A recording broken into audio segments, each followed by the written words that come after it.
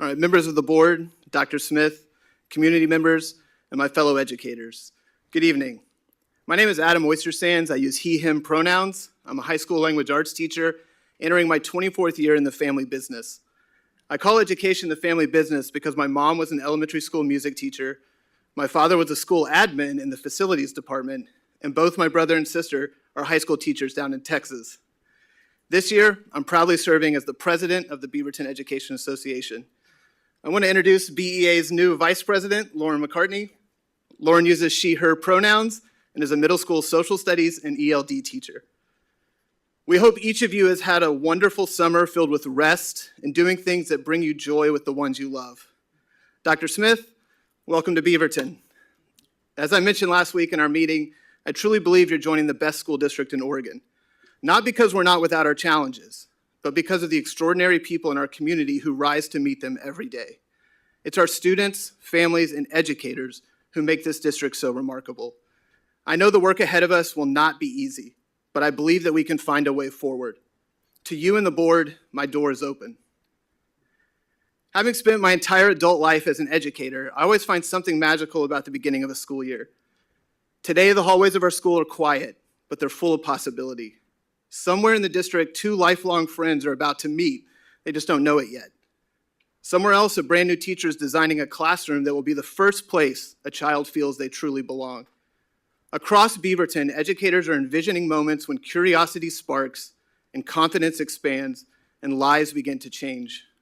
This is a season built on hope, but hope does not negate hardship. For some students, the first day of school arrives with the weight of housing insecurity, empty pantries, or the quiet terror that their families will be separated by cruel immigration policies. Too many students enter our work sites carrying burdens that no child should have to bear. Our educators carry burdens of their own too. They worry about the affordability of living in this community and if they'll need a second job to make ends meet. They're learning new curriculum or prepping for courses they've never taught or figuring out how to welcome students while finding their own footing in an entirely new work site after being transferred just a few weeks ago. Like the middle school theater teacher whose students started an online petition this summer to try to stop his transfer. Or the social worker who spent a year building rapport with the students at her school, only to leave them this year without their trusted adult. Counselors and sped teachers across the district are prepping for growing caseloads and increased student needs due to recent FTE reductions. Nurses are wondering whether they'll have a confidential space in their multiple work sites or if their car will once again be their office. And we all lose sleep over our students' physical, mental, and emotional well-being.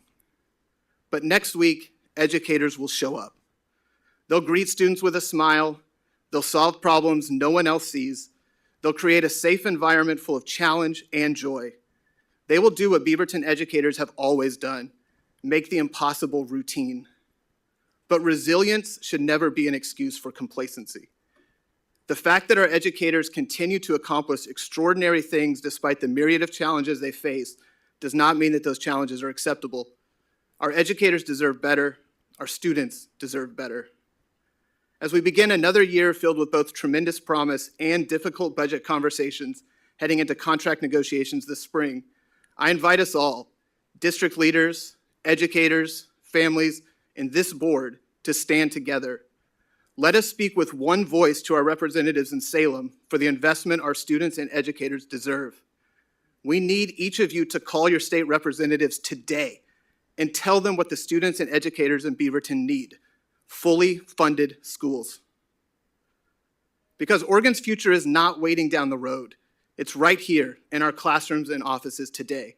And what we choose to do now will determine the opportunities students carry with them for the rest of their lives. Thank you. Thank you.